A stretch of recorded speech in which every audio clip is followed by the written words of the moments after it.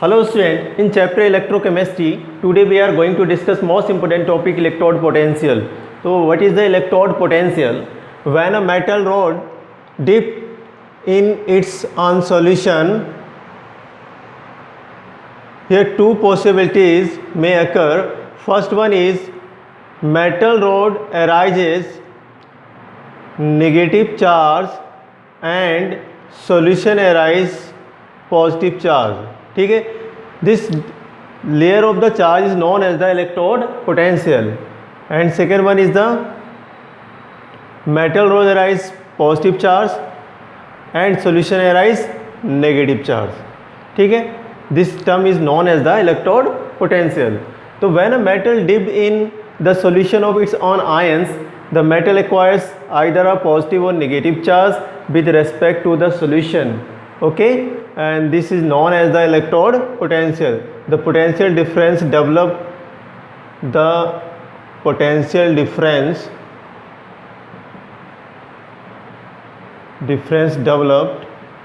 that is called electrode potential.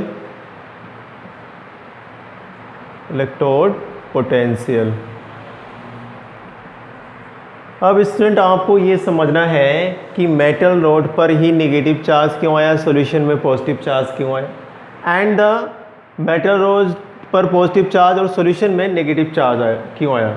तो इसके पीछे क्या बेसिक कॉन्सेप्ट है, ये कंसेप्ट समझना ज़रूरी है आपके लिए. ठीक है, तो यहाँ पर थ्री पॉसिबिलिटी में अगर first one wait of the rod increases and weight of rod decreases and weight of rod remains same. ठीक है, ये जो दो पॉसिबिलिटीज़ हैं इनको ध्यान से समझना है, फिर हम बेसिक कॉन्सेप्ट समझ जाएंगे इलेक्ट्रोड पोटेंशियल का. अब ऐसा क्या होता है इस सॉल्यूशन में कि मेटल नेगेटिव चार्ज एराइज कर लेती है या मेटल पॉजिटिव चार्ज को एराइज कर लेती है एंड सॉल्यूशन पॉजिटिव चार्ज या नेगेटिव चार्ज को एराइज करता है. स्टूडेंट यहाँ पे हमने समझना है दो टर्म, सॉल्यूशन प्रेशर. तो what is the solution pressure? Solution pressure क्या होता है कि जब सॉल्यूशन प्रेशर ज़्यादा होने पर मेटल आयंस में कन्वर्ट हो जाती है, राइट. एंड सेकंड है ऑस्मोटिक प्रेशर. ऑस्मोटिक प्रेशर ज़्यादा होता है तो जो आयंस होते हैं मेटल के वो कन्वर्ट हो जाते हैं मेटल सॉलिड में. ठीक है, तो आपने ये जो दो टर्म है इनमें से अगर सॉल्यूशन एसपी ज़्यादा होगा, सॉल्यूशन प्रेशर ज़्यादा होगा तो मेटल आयन में कन्वर्ट हो जाएगा. और ऑस्मोटिक प्रेशर में आयंस, अगर ऑस्मोटिक प्रेशर ज़्यादा होता है तो आयंस जो है वो मेटल में कन्वर्ट हो जाते हैं और इसी से डेवलप हो जाता है इलेक्ट्रोड पोटेंशियल.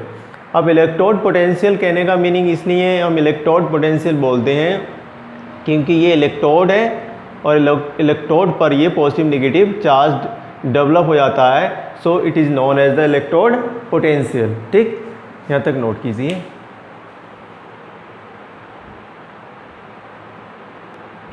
केस फर्स्ट को समझते हैं. When solution pressure is greater than osmotic pressure. तो स्टूडेंट आपको ध्यान रखना है सॉल्यूशन प्रेशर ज़्यादा होने पर क्या होता है कि मेटल जो है वो आयंस में कन्वर्ट हो जाती है. ठीक है, मेटल किस में कन्वर्ट होती है? आयन में. So in this case metal has high tendency to convert into its ions. हमारे पास सपोज ये कोई सॉल्यूशन है, जैसे आप जिंक में बात करते हैं, यहाँ पे हमने जैसे जिंक ऐसी एक मेटल की रोड यानी इलेक्ट्रोड डाला. अभी ये जो मेटल रोड है, मेटल रोड कैसी है? न्यूट्रल है. और आपको पता है स्टूडेंट न्यूट्रल में पॉजिटिव और नेगेटिव बिल्कुल बराबर होते हैं. यानी ये न्यूट्रल एटम है और एटम में पॉजिटिव और नेगेटिव बराबर भरे हुए हैं. जितना पॉजिटिव चार्ज है उतना ही इसके पास नेगेटिव चार्ज हो. न्यूट्रल एटम है मेटल का. फिर से मैं लिख देता हूँ, neutral atom of metal, atom of metal. तो अब स्टूडेंट आपने क्या करा, इसको सॉल्यूशन में डिप किया और ये सॉल्यूशन भी इसी के आयनों का होना चाहिए. ठीक है, ओके. तो क्या होता है आफ्टर सम टाइम मेटल जो सॉलिड स्टेट में है, ये मेटल जो है सॉलिड में है, ये करेगा, ये मेटल आयन में कन्वर्ट होकर इस सॉल्यूशन में आएगा, यानी Mn पॉजिटिव, और यहाँ पर इलेक्ट्रॉन को छोड़ेगा अपने, यानी जो पॉजिटिव चार्ज है ये सारा का सारा सॉल्यूशन में आना शुरू कर देगा। तो पॉजिटिव चार्ज सॉल्यूशन में आएगा तो मेटल इलेक्ट्रोड पर अब बचेगा जो नेगेटिव चार्ज बच जाएगा स्टूडेंट। मेटल इलेक्ट्रोड पर कौन सा चार्ज बचेगा? नेगेटिव चार्ज, यानी सारा पॉजिटिव चार्ज जो है वो कहाँ आ जाएगा? वो सॉल्यूशन में आ जाएगा, और यहाँ पर सॉल्यूशन और मेटल इलेक्ट्रोड के साथ इस तरह से एक तरह का पोटेंशियल बैलेंस हो जाएगा। अगर हम इसको किसी सोल्ट ब्रिज से जोड़ देंगे तो ऐसा नहीं होगा। सोल्ट ब्रिज से अगर नहीं जोड़ा हमने तो मेटल और सॉल्यूशन के साथ, ठीक है, ये क्या है? मेटल का सॉल्यूशन है, और मेटल सॉल्यूशन के साथ इस तरह का जो पोटेंशियल डेवलप हो रहा है, this is known as the electrode potential. ठीक है, इसको हमने क्या बोल दिया? Electrode potential. अब स्टूडेंट ध्यान से आप समझिएगा, यहाँ पर एक रिएक्शन जो हो रही है वो मेटल जो है वो कन्वर्ट हो रहा है, मेटल सॉलिड है, और मेटल सॉलिड जो है वो कन्वर्ट हो रहा है मेटल आयंस में, और इलेक्ट्रॉन को वो रिलीज़ कर रहा है। यानी यहाँ पर कुछ समय के बाद इक्विलिब्रियम डेवलप हो जाता है। ठीक है, दोनों के बीच में इक्विलिब्रियम होता है, मतलब जितना नेगेटिव चार्ज उतना ही इसमें पॉजिटिव चार्ज राइज हो गया।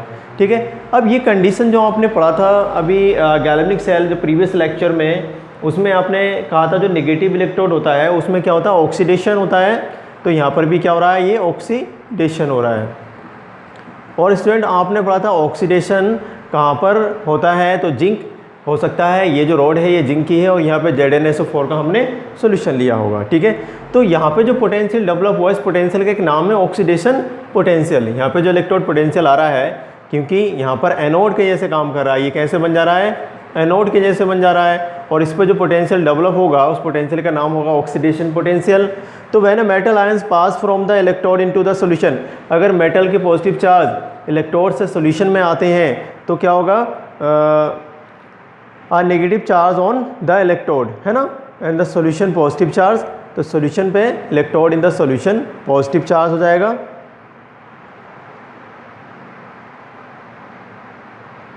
Solution negative charge on the electrode. ठीक, तो इस तरह के जो फिनोमिना चल रही है, यानी ये जो चार्ज की लेयर बन रही है, इसे हमने इलेक्ट्रोड पोटेंशियल बोल दिया है। ठीक है, तो ऑक्सीडेशन का मीनिंग अब आपको समझ में आ गया है। जब मेटल क्या करता है? मेटल आयन सॉल्यूशन में गिराएगा, और यहाँ पे कंडीशन क्या होगी?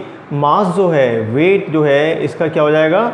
यानी मास ऑफ रॉड क्या होता है? वो डिक्रीज हो जाता है स्टूडेंट। ठीक है, तो ये पहली पॉसिबिलिटी थी। केस फर्स्ट हमने डिस्कस कर लिया, और हमने बेसिक कॉन्सेप्ट समझ लिया है कि ऐसा क्यों होता है। ठीक है, इसको नोट कीजिए, फिर सेकंड कॉन्सेप्ट की तरफ मूव करते हैं। हो गया note down student. Now second case second, when osmotic pressure is greater than solution pressure. Osmotic pressure ज़्यादा होता है तो आपको ध्यान रखना है कि जो मेटल के आयंस होते हैं वो कन्वर्ट हो जाते हैं मेटल में। ठीक है, यानी मेटल एक्वस आयंस जो होते हैं वो मेटल सॉलिड में कन्वर्ट होते हैं। यहाँ पे वेट ऑफ रॉड क्या होगा? डिक्रीज। ठीक है, तो आपने इन चीज़ों को ध्यान रखना है कि केस सेकंड में मेटल का वेट ऑफ रॉड जो होगा वो इंक्रीज होगा, क्योंकि आपको समझना है कि यहाँ जो मेटल है ये इस तरह से यहाँ पे डिपोजिशन होता जाता है। ये न्यूट्रल एटम ऑफ मेटल है, न्यूट्रल एटम। अब आपको पता है कि जितने पॉजिटिव चार्ज होंगे यहाँ पर उतने ही नेगेटिव चार्ज होंगे। ठीक है बात। अब हमने सॉल्यूशन में रखा, और यहाँ पर osmotic pressure greater than solution pressure होता है। तो सॉल्यूशन में आपको पता है कि ये क्या है? ये सॉल्यूशन है, और सॉल्यूशन में क्या है? उसी के आयन पड़े हुए हैं। तो मेटल आयन सॉल्यूशन में क्या करते हैं? यहाँ के जो नेगेटिव चार्ज है, यानी ये क्या है? इलेक्ट्रॉन्स है। ये इन इलेक्ट्रॉन्स को मेटल क्या करता है? अटेंस करता है, यानी metals ion attains electron from the solution, है ना। तो इस तरह से आयंस क्या कर रहा है? इलेक्ट्रॉन को अटेंस कर रहा है फ्रॉम इलेक्ट्रोड ये इलेक्ट्रोड से ले रहा है इलेक्ट्रॉन, ठीक है। तो स्टूडेंट अब क्या होगा, यहाँ पर मेटल जो है पॉजिटिव चार्ज अराइज करेगी, क्योंकि यहाँ पर क्या बच रहा है, सिर्फ पॉजिटिव चार्ज ही। और सॉल्यूशन में क्या आ जाएगा, नेगेटिव चार्ज डेवलप होगा, ठीक है। यहाँ पे क्या हो जाएगा, सॉल्यूशन में नेगेटिव चार्ज। तो आपको पता है कि ऐसे मेटल जब इलेक्ट्रोड पॉजिटिव चार्ज राइज करते हैं तो ये क्या बन जाते हैं, cathode.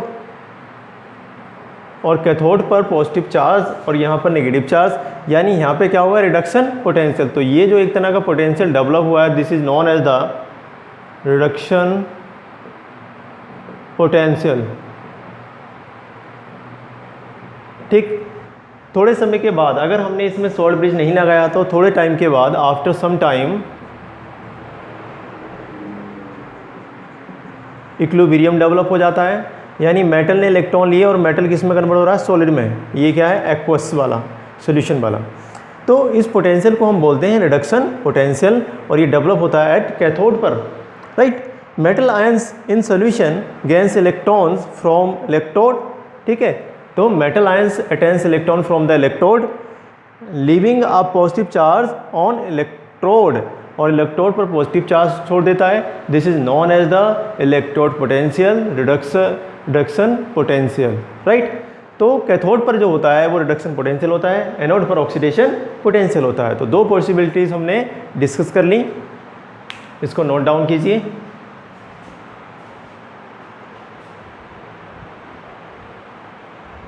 Now student case third भी हम समझ लेंगे, इसके पीछे क्या बेसिक कॉन्सेप्ट है। अगर हमने इलेक्ट्रोड को सॉल्यूशन में रखा और यहाँ पे इसके मास पे कोई इफेक्ट नहीं पड़ रहा है, यानी no convert the weight of the road, तो यहाँ पे जो ये इलेक्ट्रोड होता है, this is known as the inert electrode, ठीक है। ऐसे इलेक्ट्रोड को हम इनर्ट इलेक्ट्रोड बोलते हैं। और इसका जो मोस्ट इंपॉर्टेंट एग्जाम्पल है जो आगे हम पढ़ेंगे वो है प्लेटिनम, ठीक है। तो प्लेटिनम एक इनर्ट इलेक्ट्रोड के जैसे यूज़ करते हैं हम, क्योंकि इसके मास पे कोई इफेक्ट नहीं पड़ता है। इस पॉइंट को भी आप नोट कर लेंगे। Now student, factor affecting to electrode potential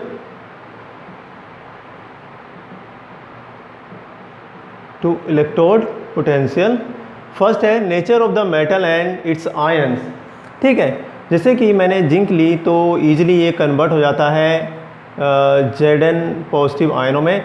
तो मेटल और उसके आयनों की नेचर हमने देखनी है, ये भी एक फैक्टर है जो इलेक्ट्रोड पोटेंशियल को अफेक्ट करता है। नाउ सेकंड फैक्टर है concentration of ions in the solution, ठीक है। जो सॉल्यूशन है उसमें कितनी कंसंट्रेशन है, कितनी हमने कंसंट्रेशन ली है।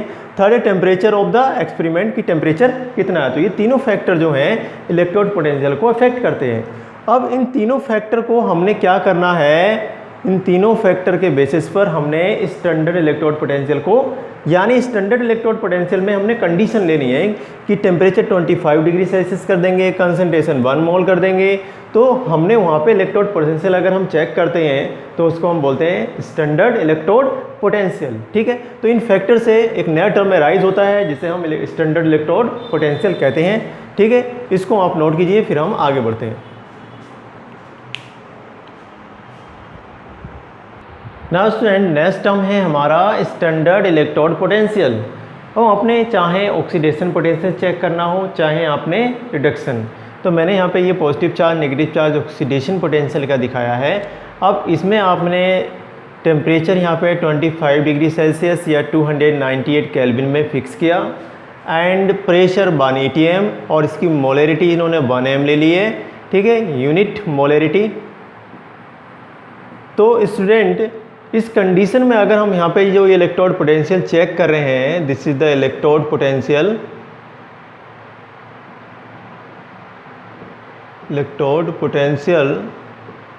ठीक है, this is known as the standard electrode potential and these are all the standard condition. तो if the concentration of ion is unity, the temperature is 25 degree Celsius और 298 Kelvin and the pressure is 1 atmosphere, this is called standard condition. The potential of electrode is called standard electrode potential. Standard